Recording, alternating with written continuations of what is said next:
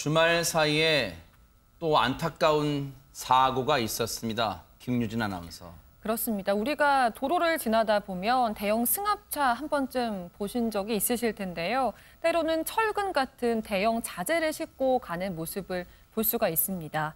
그 중에 핫코일이라는 철강 원재료가 있는데요.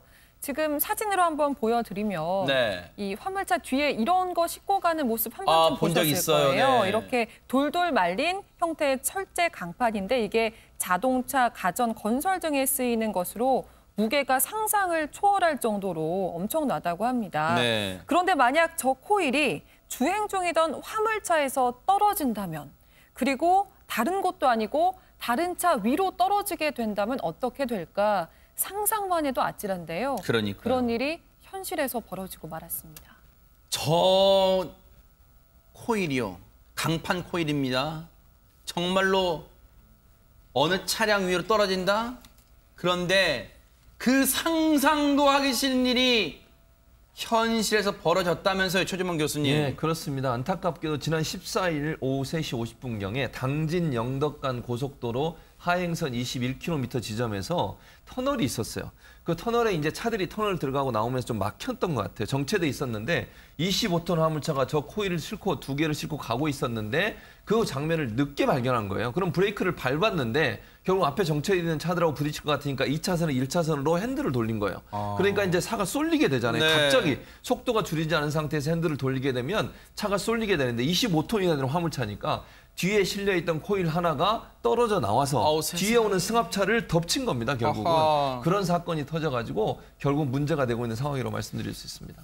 아니, 저 상상을 초월하는 무게를 지닌 코일이, 강판 코일이 승합차를 덮쳤다. 그렇다면 그 이후에는 정말 상상도 하기 싫은 그런 상황이 벌어진 겁니까? 김유진 아나운서. 그렇습니다. 13톤짜리 쇳덩이가 차 위로 떨어졌으니 그 충격이 얼마나 컸을지는 짐작을 할 수가 있을 텐데요. 영상 보면서 설명해 드리겠습니다. 네, 코일이 승합차를 덮친 뒤의 모습입니다. 세상에. 형체를 알아볼 수 없을 정도로 참혹하게 찌그러진 모습인데요. 아이고. 당시 차량에는 일가족이 타고 있었는데 조수석에 탄 아빠와 오른쪽 뒷좌석에 탔던 아들은 부상을 면했지만 운전석에 있던 아이 엄마는 척추와 갈비뼈가 골절되는 등 크게 다쳤고 운전석 뒤쪽에 앉아있던 8살 딸은 심정지 상태로 병원으로 옮겨졌지만 끝내 숨지고 말았습니다. 아이고, 세상에 이게 무슨 진짜 날벼락입니까, 세상에. 정말 지금 상황에서 유족분들에게 상황을 여쭙는 것도 정말 송구합니다만 저희가 당시에 정말 어찌된 일인지 유족분들 목소리를 들어봤습니다. 들어보시고 이어가 보도록 하겠습니다. 척추랑 갈비뼈가 일단 많이 부러졌고 지금 9시에 수술을 들어갔어요. 척추 쪽에 수술을 해야 돼가지고 수술을 뭐 해봐야 알겠지만 뭐 추후에 재활 치료가 좀 많이 필요하고 끝나고 나더라도 허리를 폈을 때 계속 아플 수도 있다고 들었어요. 지금 애가 이제 대구로 내려와서 치료받고 있는 줄 알고 있어요. 애기도 중환자실에 있는데 코로나 때문에 면회가 안 되고 있다. 근데 지금 의식은 있다. 뭐 이런 식으로 언니도 지금 대수술해야 되는 상황이어가지고 말을 할 수가 없어서 그냥 그렇게 거짓말하고 있어요. 네, 애기 너무 어려가지고 아직 잘 모르고요. 애기 아빠는 이제 어쨌든 남겨진 가족이 있으니까 어떻게든 버티려고 하고 있어요. 제가 알기로는 저희 쪽엔 어떤 연락도 없으셨어요. 아니, 세상에 최정아 기자님, 그렇다면 지금 당시에 운전석에 있던 아이 어머니는 지금 대수술을 앞두고 있습니다. 그런데 딸의 사망을 지금 모르고 있는 거예요? 네, 네, 이게 제 상황이라고 생각해도 차마 이게 언제 이걸 알려야 될까라는 아우, 게 굉장히 세상에. 좀 아이고, 어떡합니까? 고민이 되실 것 같은데요. 저희랑 이제 이렇게 인터뷰를 하신 피해 운전자분의 동생분이 국민청원을 올리기도 했습니다. 아이고. 국민청원 내용 중에 제가 일부분을 좀 가지고 와봤는데 네. 제발 우리 아이가 이 한치의 억울함도 갖지 않도록 갖지 않고 갈 수 있도록 관심을 가져주셔서 사과조차 없는 가해자에게 거짓 없는 진술과 엄중한 책임을 질 수 있도록 저희를 도와주세요라고 좀 힘을 실어달라라고 부탁을 하고요. 또 다음 어떤 문장에서는 또 저희 조카와 같은 피해자가 생기지 않도록 관련 법규들을 제발 강화해 주시고 관련 기관들은 철저히 수사를 해 주십사라고 부탁을 하는 모습을, 호소를 하는 모습을 보이기도 했습니다. 지금 보신 것처럼 들으신 것처럼 저 사고가요.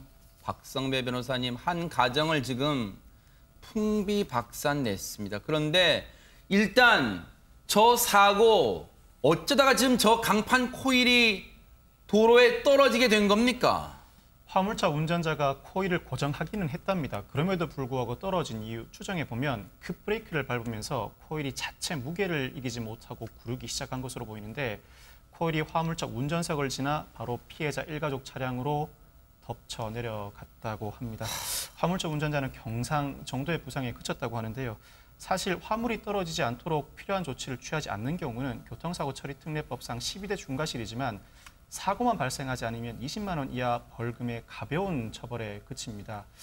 현실적으로 화물이 추락한 경우 그 중대성을 감안해 형량을 높일 필요가 있고 특히나 화물 추락 사고는 피해자가 아무런 잘못이 없음에도 불구하고 가해 차량을 발견하지 못해 적절한 배상을 받지 못하는 경우가 많습니다. 도로관리 주체, 특히나 고속도로와 같은 유료 도로의 관리 주체에게 화물차 운전자의 화물 추락 방지 의무를 관리 감독할 수 있는 의무를 부과하고 적절하게 배상을 해줄 만한 제도를 마련해야 반복적으로 발생하는 화물 추락 사고를 그나마 줄일 수 있을 것으로 생각됩니다. 지금 이와 관련해서 경찰 조사가 진행이 되고 있을 텐데요. 경찰 얘기 들어보시고 이어가 보도록 하겠습니다. 코일이 화물차 탑을 1차 추격을 했어요. 1차 하다가 코일이 그 결박한 게 끊어지면서 운전석을 한번 코일이 치고 그다음에 이제 코일이 옆으로 떨어진 거죠. 화물차 운전자도 지금 치료를 받고 있기 때문에 현재 이제 조사 예정에 있습니다. 지금 국민청원도 올라온 거 저희가 다 확인하고 있고요. 졸음운전을 했는지 뭐 기타 다른 거에 대해서도 의문점에 대해서도 저희가 종합적으로 다 조사를 할 겁니다. 그리고 경찰 조사는 경찰 조사대로 진행이 돼야 되고요. 그리고 그 전에 화물차 운전자 앞서 유족분들 얘기 들으셨죠? 지금껏 연락조차 없습니다. 이래서야 됩니까? 무엇이 두렵습니까? 그 두려움 때문에 유족 측에 연락도 못하고 방문하지도 않습니까? 한 가정을 풍비박산 내놓고요. 지금이라도 가서 100배 사죄하십시오. 이 황망한 어린 딸의 죽음, 이 아이의 죽음, 그 어떤 걸로 보상할 수 있겠습니까? 반드시 무릎 꿇고 먼저 유족에게 사죄하십시오. 지켜보도록 하겠습니다.